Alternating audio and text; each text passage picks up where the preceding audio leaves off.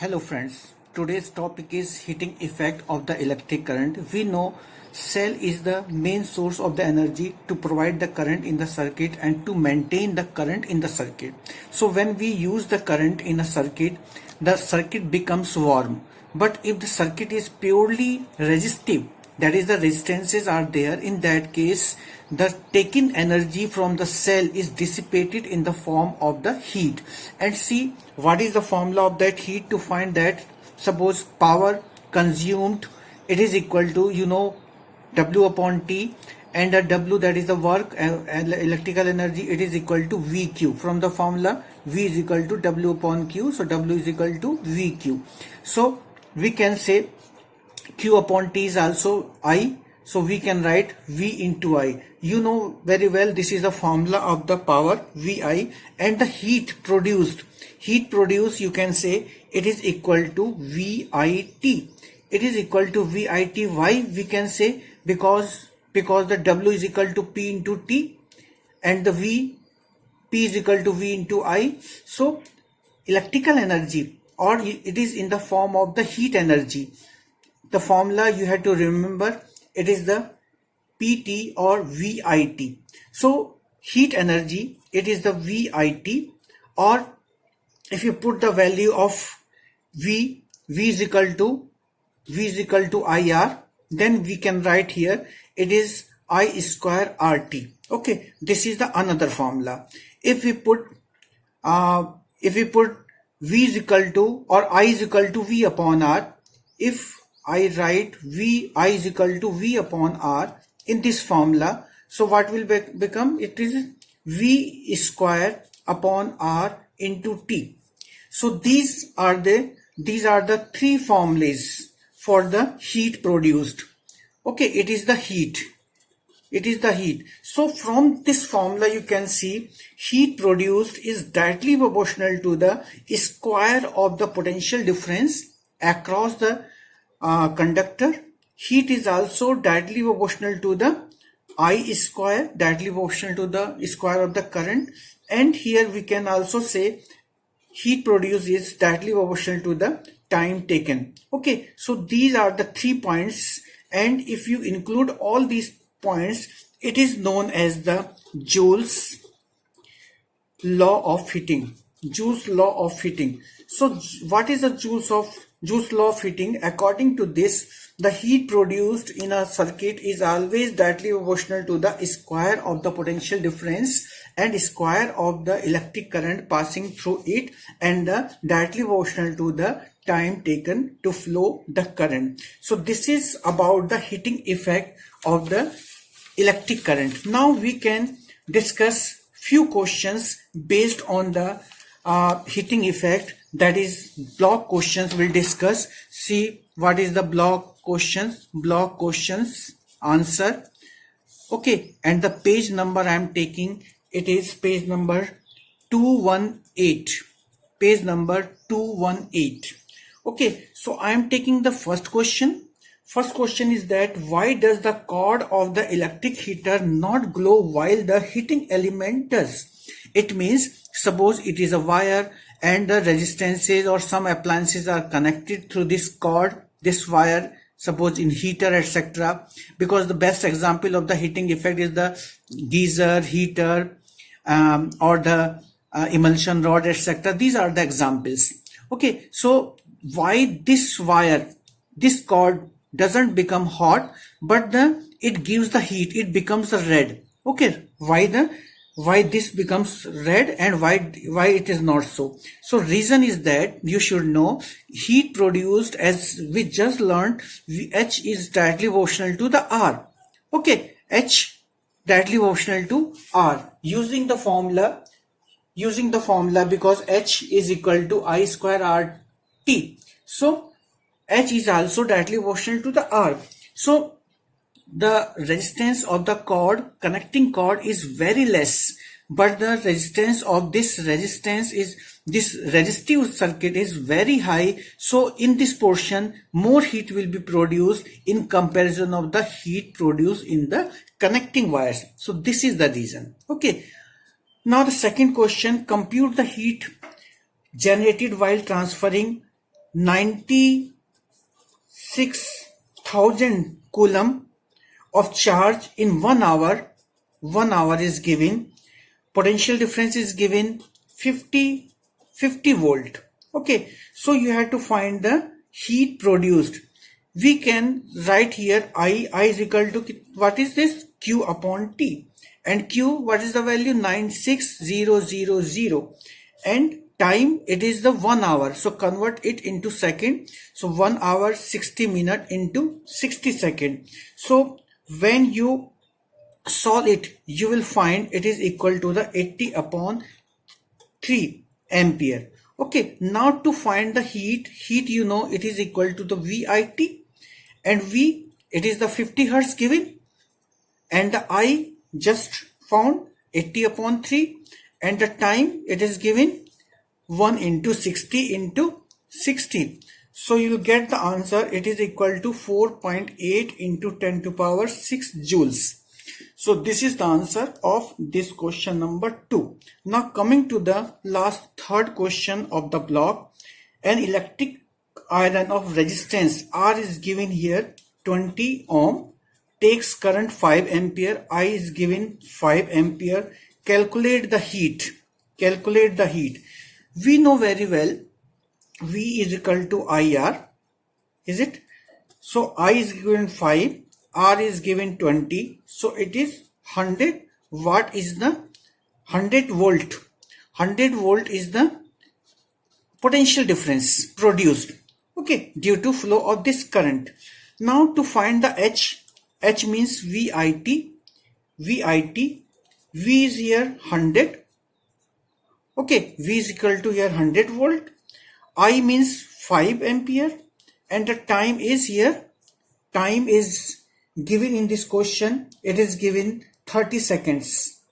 Time is given 30 seconds. So 30 is the 30 seconds. Now if you solve it, you will find its answer 1.5 into 10 to power 4 joules. So these are the answers of all block questions. Now the next topic is the practical applications of the heating effect of the electric current. We know very well the best example of the heating effect applications. Let's discuss the application of the heating effect. The best example is the electric bulb. Okay, electric bulb. We know the electric bulb, the filament of the electric bulb is very thin or very long. So question arises, why it is very thin and why it is very long also, this wire? Because you know the resistance is directly proportional to L and inversely proportional to the area of cross section. So that's why it is very thin. Area is very less, area of cross section, so that to increase the resistance, and L is more length means the resistance is more. So in both cases the resistance becomes very high, and we use here the tungsten, the metal or the alloy which we are using here to form the this filament. It is the tungsten. Its melting point, you should remember, it is a 3380 degrees Celsius. This is the melting point, so it will not melt up to this temperature.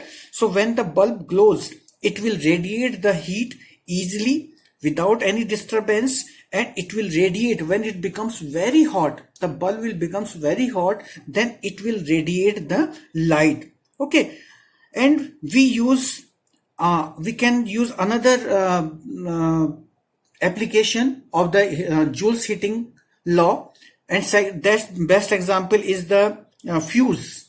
Okay, so what is the fuse? Fuse is in a mains. It is used in mains. So fuse is the wire. Fuse is the wire which breaks the circuit when current becomes more than the desired value. Okay, just see the example. You know very well P is equal to V into I, and every appliance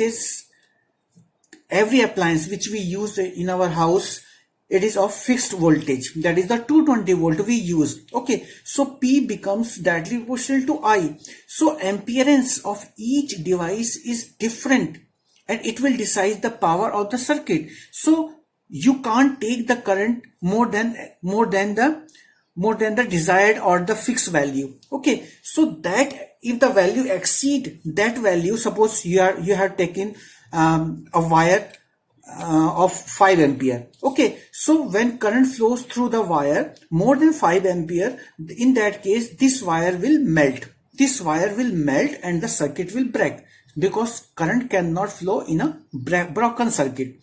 See how you can say, actually there are few properties of the fuse. First property you should remember, its melting point very low. Okay, its melting point is very low. When it becomes hot, it will melt and it will break the circuit. And second is resistivity is very high. Its resistivity very high.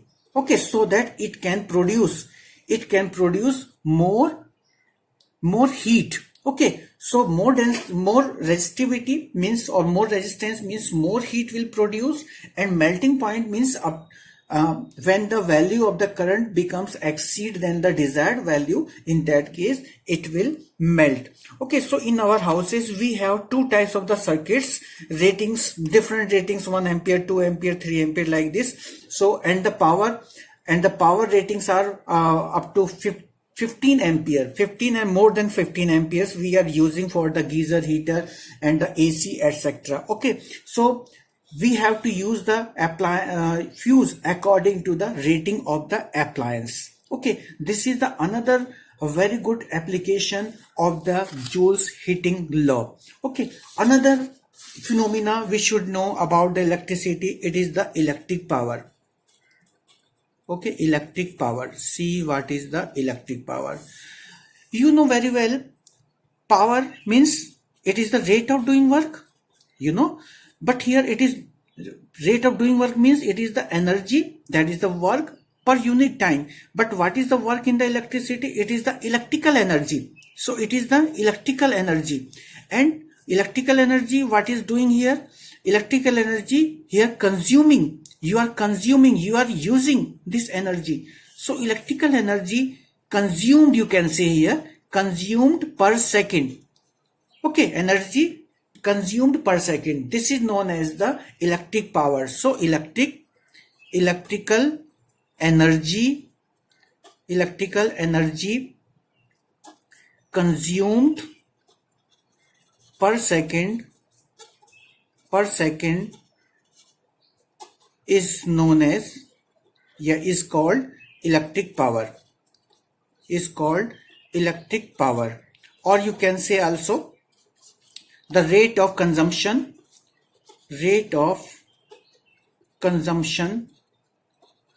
of electrical energy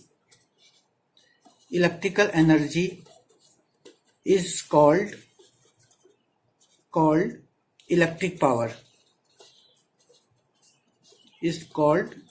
power. Okay, so this is the, and the unit, its unit is from the formula joule per second. Okay, joule per second, and which is also known as the watt. It is also called the watt. Already we have discussed. So 1 watt we can decide here. 1 watt is equal to 1 joule upon 1 second. Also we can define 1 watt from the formula from P is equal to V into I. So 1 watt is equal to 1 volt into 1 ampere. Okay, so when 1 ampere current flows in a circuit to produce a potential difference of 1 volt, then the power of the circuit is 1 watt. So 1 watt is the power of that circuit in which 1 ampere current flows to produce the potential difference 1 volt. So you can write the definition in your own sentences. It's very easy. Now another most common unit which we use to measure the electric energy, it is called the kilowatt hour. Okay, it is called the kilowatt hour. Okay, so see what is the kilowatt hour. Kilowatt hour means it is, you can say, the 1 kilowatt into 1 hour. So first of all, you should know how can we define the 1 kilowatt hour. 1 kilowatt hour is the unit of the energy, electrical energy. So it is the energy consumed in 1 hour in that circuit whose power is 1 kilowatt. Is it clear? So it is energy consumed in 1 hour. Okay, energy consumed in 1 hour in that circuit whose power is 1 kilowatt. Okay, now we should know a relation, because it is the energy, kilowatt hour is the energy, unit of the energy. So we should know its relation with the joules also, because joule is the another popular unit. So we should know the relation between the kilowatt hour and the joules. Okay, so see the relation. 1 kilowatt hour is equal to 10 to power 3 watt into 1 hour. Is it clear? So 10 to power 3 watt means joule upon second, and hour means 60 seconds. Okay, 60 minute in 60 seconds. So it is in seconds. So second you can cut here. So it is 10 to power 3 into 3600. Or we can write 3.6, 3.6 into 10 to power 6 joule. Okay, answer will come into joule.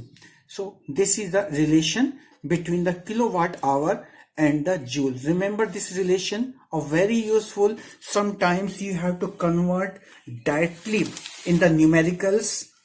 Okay, that's why it is very useful.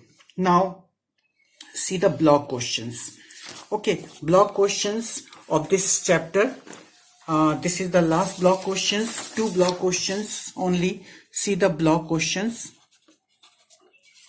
block question answer, and the page number in your NCERT book, it is 220. Okay, now see the question number 1. Question number 1. What determines the rate at which energy is delivered by the energy? That is the rate of energy per second. So it is, just discuss, it is the power of appliance. Okay, electrical appliance which we are using. Now come to the question number 2. An electric motor takes 5 ampere from, okay, I is equal to given 5 ampere, V is given 220 volt. Okay, and power, you have to find the power and the energy in 2 hours. Time is given 2 hours. So how can we find the answer? First of all, find the power. Power is equal to V into I. Okay, 220 into, or I, what is the I? It is the 5. So 1100. It is the answer of the power. Okay, first answer we have. Now to find the energy, it is equal to P into T. How can we say? Because P is equal to W upon T, na? So W, what is the W? W is equal to P into T. So energy is equal to P into T. So P just found, it is the 1100, and the time is given 2 hours. 2 hours means convert it into seconds. 2 hours, minutes, and the second. Okay. Now multiply all these and you will find its answer 7.92 into 10 to power 6 joules. Okay, so this is the answer of second block. So this is about your theoretical portion of this chapter. In next video we'll discuss about the exercises of this chapter. Thanks.